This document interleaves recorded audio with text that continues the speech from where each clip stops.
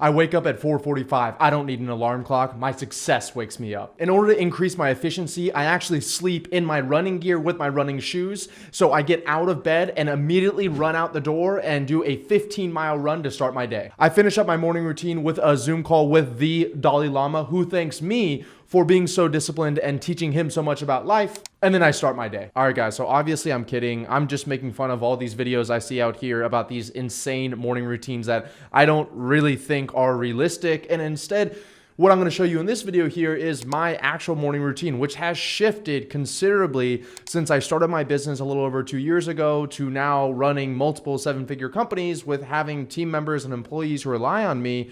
And I want to show you what that transformation has looked like. If there's one thing I want to get you to understand in this video and is going to be absolutely critical for you as a business owner is the idea between being reactive and proactive.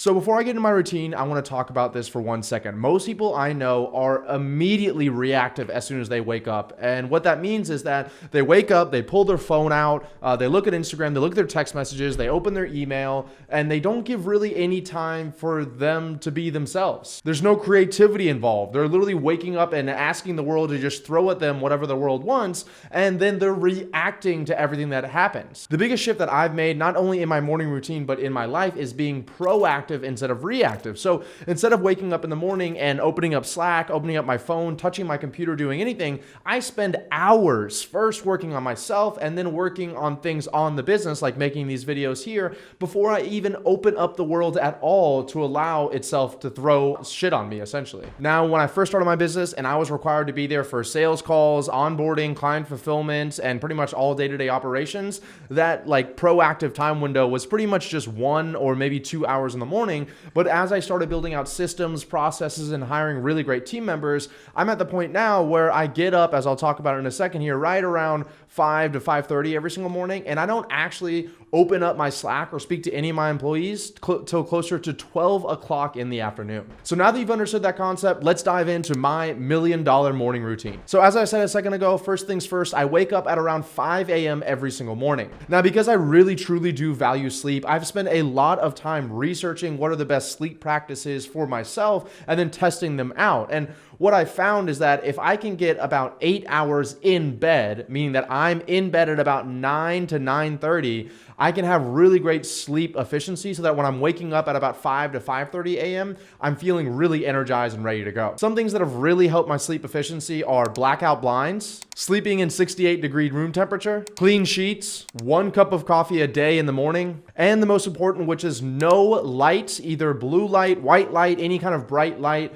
after 7 p.m. If you walk around my house at about 8 o'clock, it looks like I live in Amsterdam in the red light district because every single light in my house is turned red so that my brain starts producing melatonin. Okay, so my alarm goes off at 5 a.m. and I have to be honest with you guys, I do not want to wake up, okay? I'm not one of the people that loves getting up that early in the morning, but I know that once I'm out of bed, I usually really enjoy that time of the morning. So one of the things I do, and I've talked about this before, is I increase the activation energy for me to hit the snooze button. So what activation energy essentially is how much energy is required for you to do something. The easier it is to do something, the more likely you are to do it. And that makes sense, but most people don't use it inside their everyday life. And so for your phone, if you're using it as an alarm clock, if you keep it right next to your bed when you wake up in the morning, it's obviously very easy for you just to roll over, hit the snooze button, and go back to sleep. And I don't want to get up in the morning, but I know it's really good for me and I enjoy it once I am out of bed. So one of the things I do is I actually put my phone across the room, literally like almost on the exact opposite side of the bedroom. So I have to get up, walk around to it, and turn the alarm off. Now, as an example here, I just turned on my alarm on my iPhone, and I want to show you how much Apple doesn't want you to win.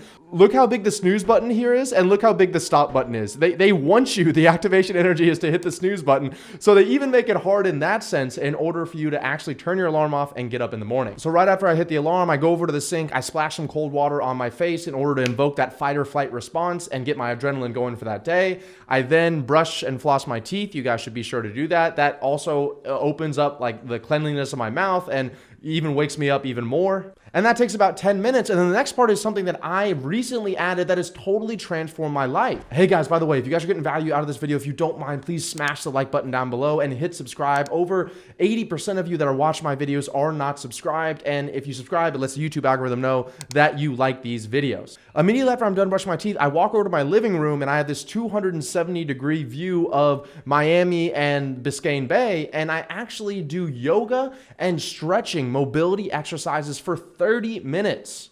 Look, I've been lifting for over 6 years and I've been the kind of guy that just lifts up heavy stuff and puts it down again. I never warm up, I never cool down, and I leave the gym. Recently though, as I've been spending more and more time studying the human body, physiology, and understanding, what makes people able to run, lift weights, and be more energetic the older they get, a lot of it I've learned has come from mobility and flexibility. So I really wanted to instill those habits in myself now so that in 30, 40, 50 years, when maybe I'm not built like Wolverine like I am right now, then I'm able to actually still be able to play with my kids or my grandkids or go on runs or maybe even compete athletically without having to worry about my body giving out. So the 30 minutes of stretching includes multiple yoga poses. I have a roller that I roll on my back and my legs, and I pretty much get every single nook and cranny inside of my body to be fully stretched out and loosened up for the day. By this time, it's about 5:30, 5:45 a.m., and I walk 5 feet over to my couch, which has my journal and my book sitting right next to it. I've been writing every single day in my journal for multiple years. Here are a few examples of some of the journals that I have.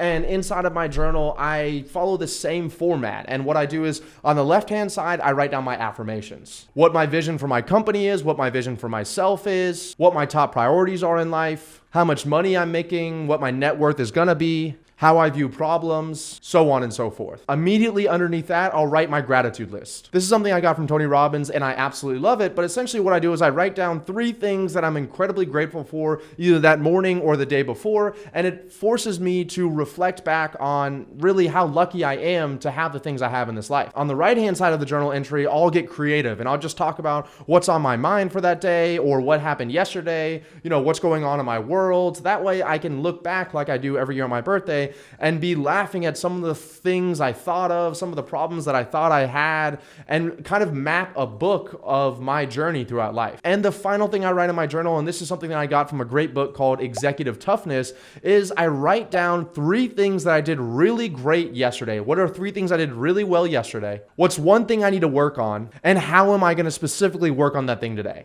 The reason this is important because if you're watching this and you're a business owner, then you can probably relate to the fact that we almost never give ourselves credit. Sure, we might give our employees credit, and when you were an employee, I'm sure that you got credit from your boss, but since the buck stops with you and you are the CEO, the owner, you have nobody really ever saying, hey, Ravi, you did a great job yesterday. Congratulations. So I make it intentional to congratulate myself every single day on the things that I did yesterday, and those are the 3 things that I write down, and then underneath it, I'll write down what I did yesterday that I shouldn't have done or what I didn't do that I should have done. And then underneath that, I'll write, how am I going to fix that today? A great example of things that I should work on are, let's say that I ate ice cream the night before and in the morning I wake up and my face is kind of bloated and I'm a little bit lethargic and my brain's kind of cloudy. That's most likely from the sugar in that ice cream the night before. So then I can write in my journal, hey, don't eat ice cream. And then the way that I'm going to fix that is I walk over to the freezer and I take the ice cream, I literally throw it in the trash can. My journal is kind of acting as a really tight feedback loop for me, which is giving me information on a day-to-day basis based on my actions. Once I'm done journaling, I'll pick up my book and I'll read for about 15 to 20 minutes there. I'm an avid reader and reading has totally transformed my life. I really recommend it for you as well. The book that I'm currently reading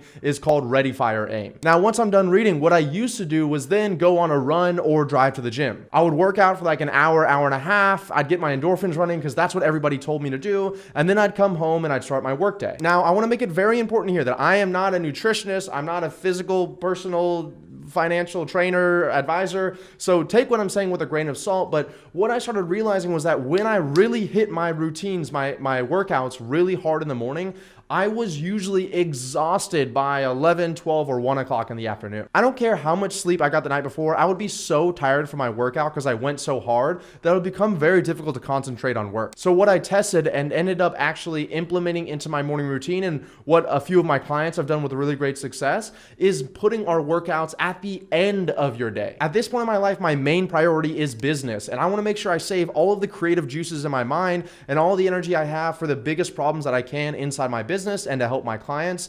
And then at like 6 to 6:30 at nighttime, when I'm just an absolute zombie, I can't even think, I've been working so hard, I'll head to the gym then and work out. It becomes more of like a stress relief for me, and I don't need to have a crazy amount of energy. I don't even drink pre-workout because I've been lifting for 45 years and I just love it. So I don't go to the gym in the morning, but I do believe in personal development, and I do believe in doing it in the morning so you can make sure you do it every single day. So one of the things that I'm doing, which nobody knows about this until you're watching this video right now, is that I am actually studying for my private pilot certificate. There's no real reason that I'm doing this other than I absolutely love to learn. I love knowledge, and I just wanted to find something that I could spend my time doing and developing a skill that had nothing to do with business but could bring me a lot of fun. All right, so once I'm done studying for my private pilot certificate, it's usually around 6:30, 7 o'clock in the morning, and it's at this point that I actually walk over 15 feet, I sit down in my office, and I start working. I absolutely love that I have a dedicated office in my home and I can work from my computer. I've built multiple companies with 30 plus employees that all work remote, and we run really efficient,